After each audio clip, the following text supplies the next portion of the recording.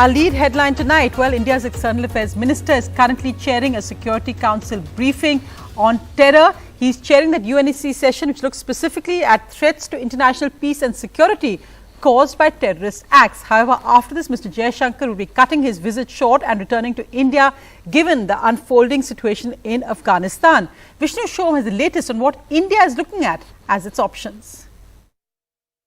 With the Taliban firmly ensconced in Afghanistan with Pakistan's backing, will India now look to revive and strengthen ties with the Northern Alliance? That's the original anti-Taliban force in Afghanistan. It was this force that swept into Kabul 20 years ago with US support. These are the two men who are leading the Northern Alliance fight back. Ahmed Massoud, the 32-year-old son of the most iconic Afghan resistance leader of them all, Ahmed Shah Massoud, and Amrullah Saleh, the first vice president of Afghanistan till a few days back. Both men remain defiant. They have retreated to their lair, the Panjshir Valley. Today, Saleh, who believes he is the legitimate president of Afghanistan after Ashraf Ghani fled, tweeted, "Nations must respect the rule of law, not violence. Afghanistan is too big for Pakistan to swallow, too big for the Talibs to govern. Don't let your histories have a chapter on humiliation and bowing to terror groups." But not all former Northern Alliance leaders think the same way. Former President Hamid Karzai, once thought to be among India's greatest friends, and Abdullah, who leads the High Council for National Reconciliation, are actively in talks with the Taliban. Today, in fact, they met the Pakistani ambassador to discuss what they said was national and international legitimacy for the Taliban regime. While Amrullah Saleh's location is secret, he insists he is in Afghanistan and is believed to be in the Panjshir Valley. Now, that's the heart of the Northern Alliance movement, a movement India championed and supported in every way possible: military aid, medical aid, financial assistance. In these areas, New Delhi is an eternal friend. This is the Panjshir Valley. This is Bazarah, where Ahmed Shah Massoud is buried. Further north is Khoja Bahauddin, what used to be the military headquarters of the alliance. Located on the border with Tajikistan, Khoja Bahauddin lies close to Farkhor, where India set up a military hospital that still functions. In fact, it was here that Ahmed Shah Massoud was pronounced dead. Further north is Aini in Tajikistan, where India has a military base. But India's choices are tough. The foreign minister in New York didn't answer a direct question on whether India was in touch with the Taliban. At this time, I think these, as I said, these are early days. Our focus right now is on ensuring the safety and security of Indian nationals who are there. Dr. Jaishankar is now coming back to India fast to keep a track of Afghanistan. As India looks at its options, the immediate priority remains to get stranded Indian nationals and Afghan friends out of that country before looking at whether the Northern Alliance can be a true challenger to the Taliban. Vishnu Shom for NDTV. A Taliban spokesperson has now tweeted a video shot from a Sikh Gurdwara in Afghanistan. He is with Sikhs who are there. They have asked for refuge to actually leave. The Chief Minister of Punjab has also said that he wants them to come back to India, and so has the Prime Minister said this is top priority. But the Taliban has tweeted a video saying that these Sikhs are safe there in Afghanistan currently in that Gurdwara. And the Taliban takeover of Afghanistan is now featuring in Uttar Pradesh politics as well. Today, the Chief Minister Yogi Adityanath in Assembly took a dig at the Samajwadi Party, saying there's some people here even supporting the Taliban. This despite the fact that a Samajwadi Party MP, against whom a case of sedition has been filed, denied that he supported the Taliban. अध्यक्ष जी तालिबान का समर्थन कर रहे हैं कुछ लोग, महिलाओं के साथ क्या क्रूरता बरती जा रही है वहां पर,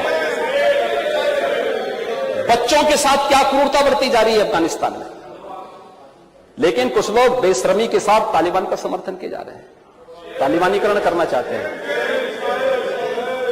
ये सभी के चेहरे एक्सपोज किए जाने चाहिए समाज के सामने। Well, just moving to some other news, the latest COVID data, our cases are over 36,400. Fresh cases, they're slightly higher than yesterday, but overall the downward trend is continuing in terms of weekly averages. The deaths were high, 530, up by over 20% in the last 24 hours.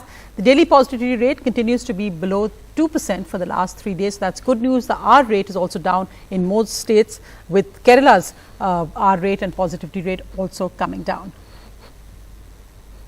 Meanwhile, the big political headline, the Calcutta High Court strong order saying that the CBI should be investigating post-poll violence, especially allegations of rape and murders of those who didn't support the Trinamool in the recent West Bengal elections. Justice Mukherjee said if a crime is suspected to have been committed, it is the duty of the state to investigate into it, apprehend the offender and prosecute him, and the ordinary citizen has a right against the state to expect that the alleged offender is brought to justice. So strong remarks there seen as a major setback. The Chief Minister Mamata Banerjee, the Trinamool has said it will go to the Supreme Court.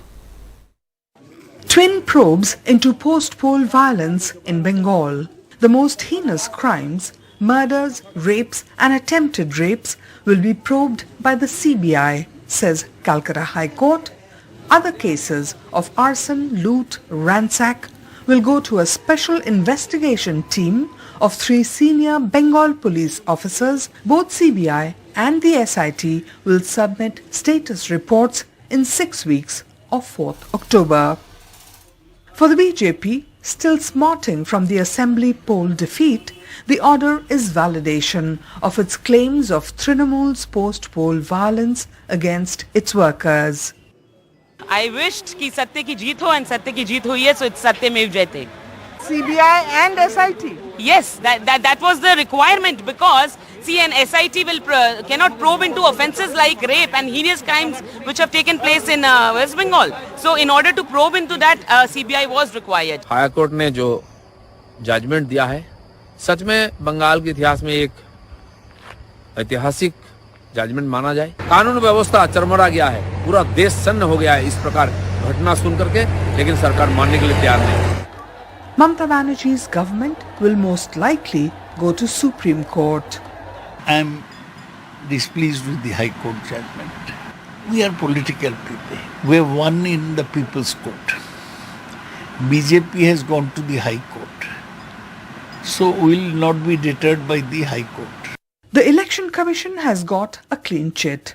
Mamata Banerjee had argued that post-poll violence, if any, took place under the EC's watch, not hers. The court did not agree with that. The NHRC got a slap on the wrist. Some judges stating on record it had exceeded its brief in the opinions it included in its fact-finding report. But NHRC's recommendations for a CBI and SIT probe were accepted. With GT Shankar, Monideepa Banerjee, NDTV. And let's go across live now to External Affairs Minister Jai Shankar, who is chairing the UNSC session on the impact of terrorism. Has become more robust. The flow of funds has continued and rewards for killing, I believe, are now being paid even in Bitcoin. The radicalization of vulnerable youth by systematic online propaganda campaign remains a serious concern. In our own immediate neighborhood, ISIL Khorasan has become more energetic and is constantly seeking to expand its footprint. This should be taken seriously. Events unfolding in Afghanistan have naturally enhanced global concerns about their implications for both regional and international security. The heightened activities of the proscribed Haqqani network justifies this growing anxiety. Whether it is in Afghanistan or against India, groups like Lashkar-e-Toiba and Jaish-e-Mohammed continue to operate with both impunity and encouragement. It is therefore vital that this Council does not take a selective, tactical, or even a complacent view of the problems we face. We must never countenance sanctuaries for terrorists or overlook the raising of their resources. And when we see state hospitality being extended to those with innocents' bloods on their hand, we should never lack the courage to call out this doublespeak. We heard from the briefers of the aggravating impact of the pandemic. What is true of COVID is even more true of terrorism. None of us are safe until all of us are safe. Insofar as ISIL is concerned, its modus operandi has changed, with the core focusing on regaining ground in Syria and Iraq, and affiliates functioning independently. This evolving phenomenon is extremely dangerous and poses a new set of challenges to our collective efforts in our fight against ISIL and terrorism. In January 2021, when I had an opportunity to address this council virtually at that time, I had proposed an 8-point action plan for consideration. Let me reiterate some of its cardinal principles. 1, to summon the political will. Don't justify terrorism. Don't glorify terrorists. 2, no double standards. Terrorists are terrorists. Distinctions can only be made at our own peril. 3, don't place blocks and holds on listing requests without any reason.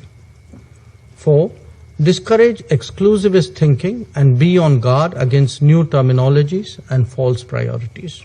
5, enlist and delist objectively, not on political or religious considerations.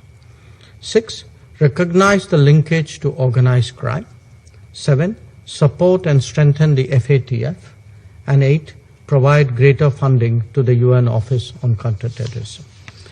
I call on this Council to collectively build on these principles. It is also important to end the stalemate preventing the adoption of a comprehensive convention on international terrorism, which India has championed for so long. India has been at the forefront of global counterterrorism efforts, has taken part in all major global initiatives against international terrorism, and is party to all UN sectoral conventions relating to terrorism. We are pleased to play our role in strengthening the global counterterrorism strategy adopted last month.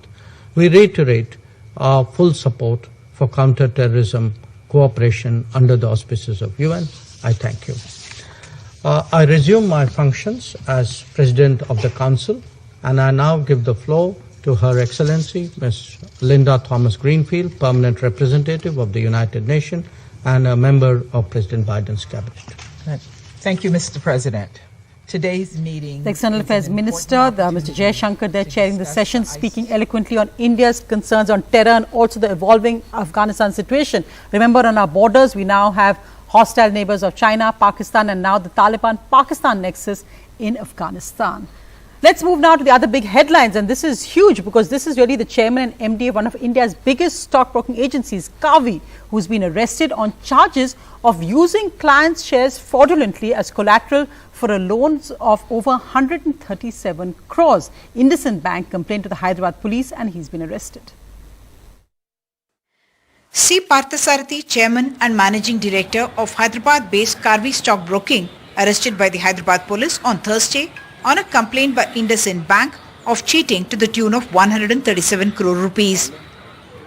Basic complaint ये था कि Karvy stock broking limited ने customers के shares को अपना shares बता के bank को कोलैटरल के जैसा प्लेज करके उसके अगेंस्ट 130 ऑड करोड़ का लोन लिया था.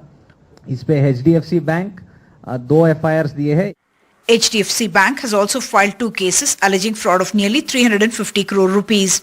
Karvy Stockbrokers was barred by SEBI in 2020 from trading on the NSE and BSE after a probe found gross violations, including fraudulently pledging client shares to raise loans, transfer the funds to subsidiary companies and default. Karvy has been one of the oldest and high-profile stockbroking firms in this part of the country. Investigators say they had an estimated 2 lakh clients.